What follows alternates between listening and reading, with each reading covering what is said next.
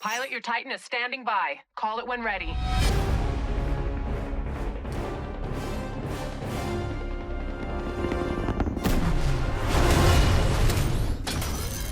Legion AI transferring controls to pilot.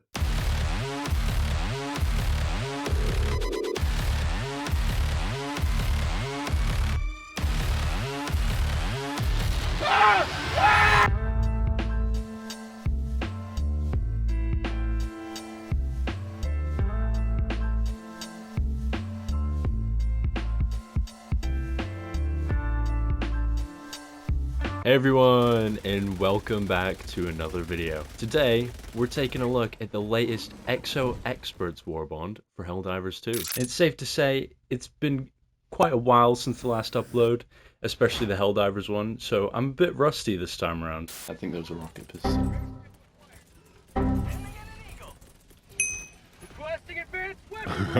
But before I get into that, I have a few channel announcements. As you may have already seen, the name in the channel banner and the profile picture have all been changed. We got the new name Gilco, we got a pretty cool Poppy Playtime Helldivers helmet sort of thing going on for the picture I made, and a cheeky little subscribe banner. Fellas United isn't dead, it's just evolved into a more brandable image. If you end up enjoying this video or want to support me, consider liking, subscribing, hitting the bell, and commenting, because it's all free and greatly supports the channel. We usually do shoutouts, but the last video makes Chernobyl look lively. So, what can you say? But without further ado, let's get into... There's the usual 3 pages of content to unlock in this Warbond, along with the 300 super credits you normally get back, which will help you for the next legendary Warhammer 40k collab Warbond when that comes out. There's a new SMG primary called the Gallant, a missile pistol secondary, the Bullet Storm, which is an expendable machine gun, 2 new armor sets, the light and heavy, 2 new mechs, the Lumber and Breakthrough, skin patterns for these, 2 player cards, an emote, and a title, Exosuit Certified. The primary weapon SMG was something I thought was genuinely terrible at first, purely off of how bad the recoil was with the lower damage, despite having an insane fire rate, along with medium armor pen and a one-handed trait, which can help for chipping away at stronger enemies as weak points, like the tripod's eye, or for carrying objective items like the SSD. I felt like I was getting absolutely jumped on the front, designed for fast-firing weapons like this one. The bugs.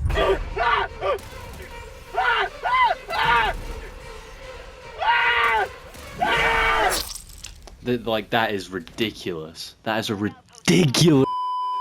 It's definitely a weapon that takes getting used to because of how much of a beast it is to control, but after whacking on some attachments, it's become a personal favorite among the SMGs, serving as a reminder of what Ubisoft took away from us when they took the 1.5 off of the P90 Siege.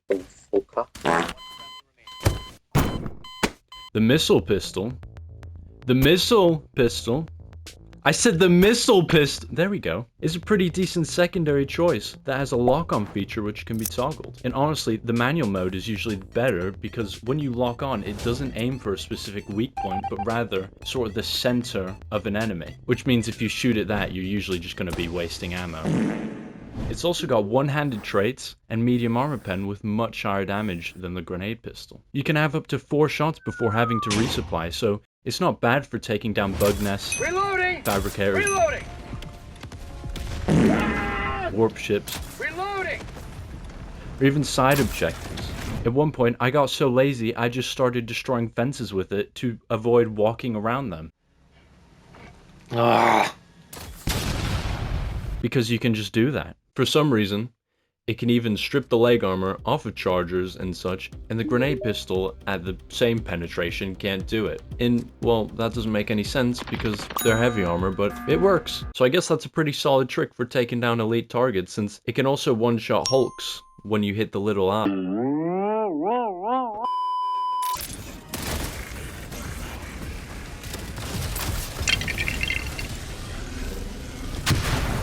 But it has a lot of limited effectiveness with the Illuminate foes, especially the Flesh Mob.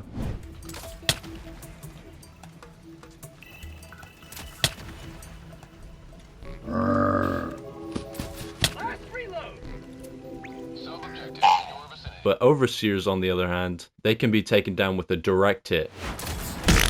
It has to be direct though, because this thing's AoE is pretty weak. But hey, I did drop a couple of tripod kills here and there. It was against ones that were already damaged, so there's not much value.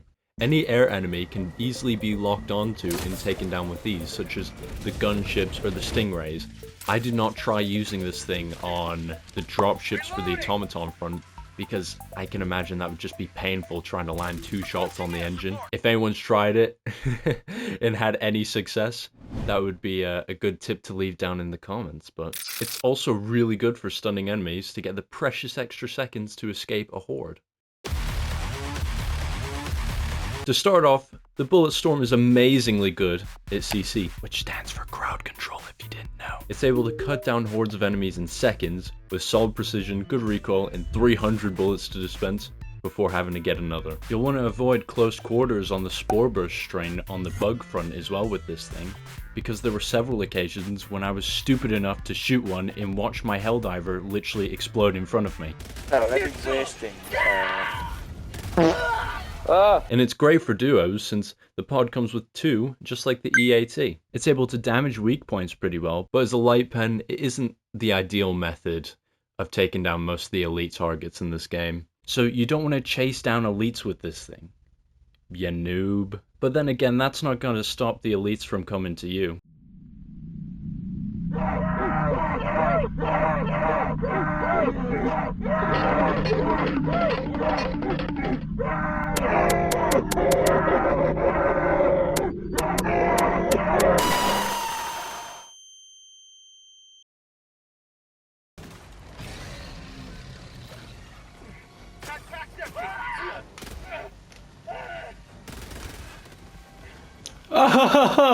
Why is it doing this to me?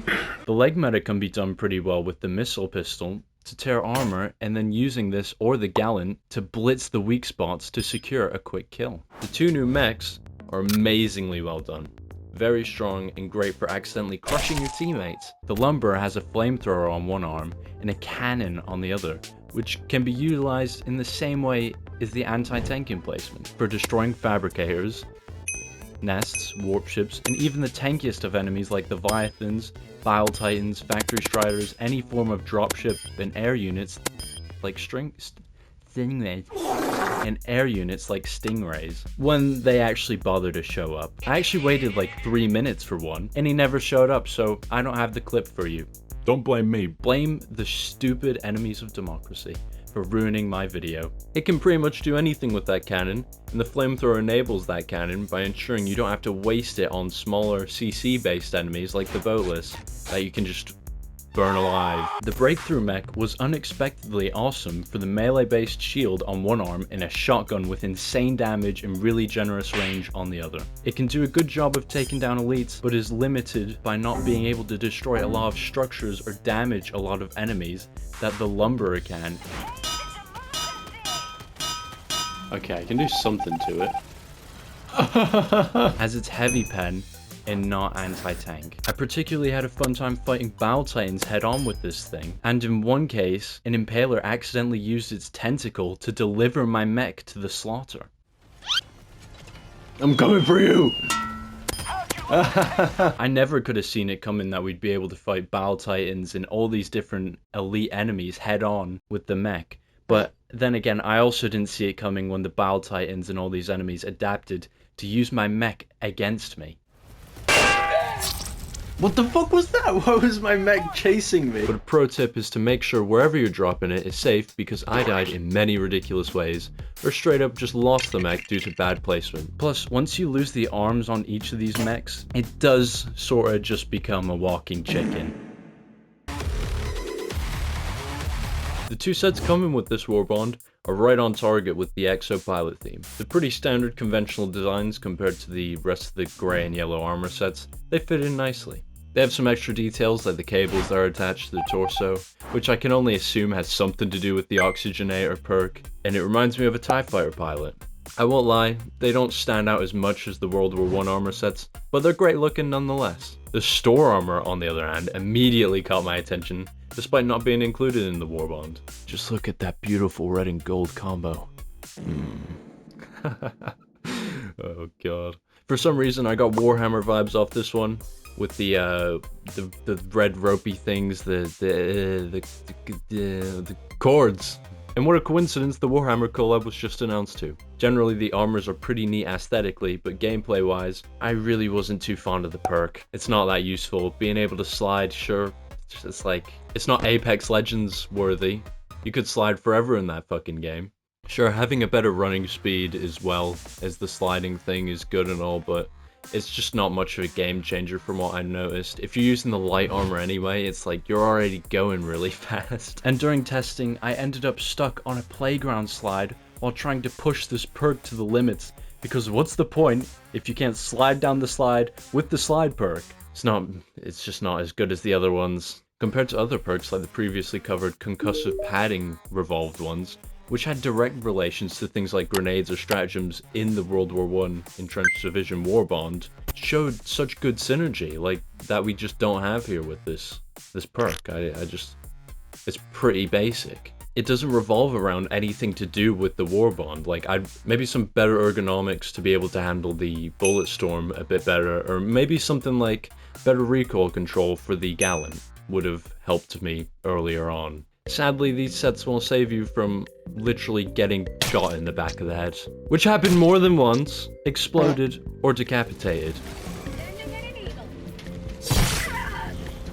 Are we serious? At least you can safely watch your teammates fight each other though. Dude, you just slammed that guy out. Which is all fun and games until it happens to you.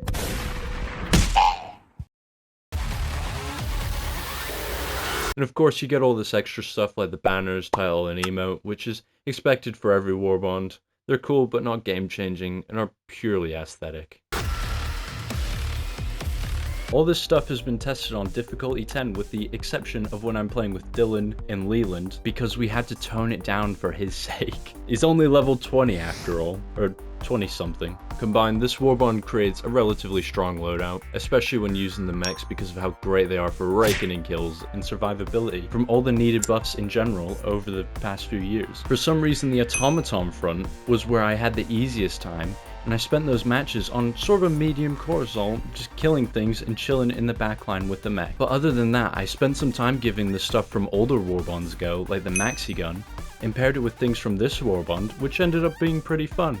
So if anyone has any requests for reviewing old Warbonds, I'm all for that. The Spore Burst strain was where I spent most of my time since the new Paradise Planet is a thing, and that was the most challenging experience I think I've ever had on this game. It might honestly be worse than Cyberstamp, if I'm brutally honest. And part of that was due to how strong these bugs are and how fast they catch you and how terribly the Paradise Planets actually run on PS5, with a good frame rate being a luxury. Ah, my frames!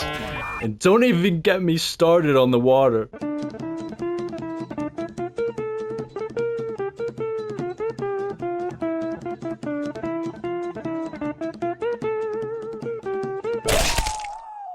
But generally, the stuff from this does a good job at clearing enemies out quickly, which is definitely what you want on the Swarm front. The Illuminate testing was pretty standard. The weapons can take down the Overseers and such much better than half the other weapons in the game. But the Missile Pistol is much less effective here because of the presence of flesh mobs, which take roughly 3 direct hits to take down, when you can just spend a couple seconds shooting at it with the bullet storm instead. So at least the Warbond offers an alternative solution rather than no solution.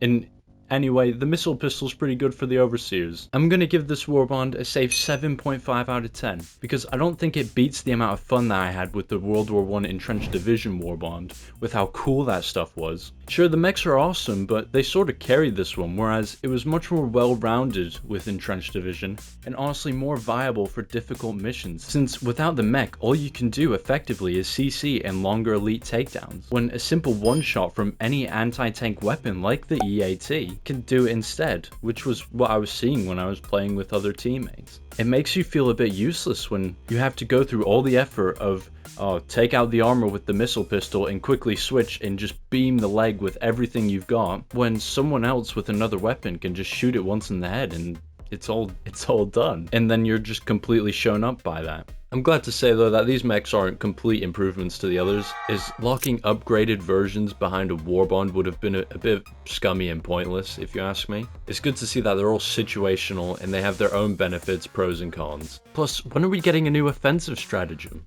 I really want a new airstrike type, like those leaked air-to-air missiles to come out from like fucking 2 years ago or something like that. But that's enough from me. What do you think of this Warbond if you have it? Does it need any buffs, even nerfs? Do you agree or disagree with what I've said? Let me know in the comments down below. But anyways, I've got to get back to my mech and stomp some bugs. And my teammates. See you all in the next one, you nerds. Bye.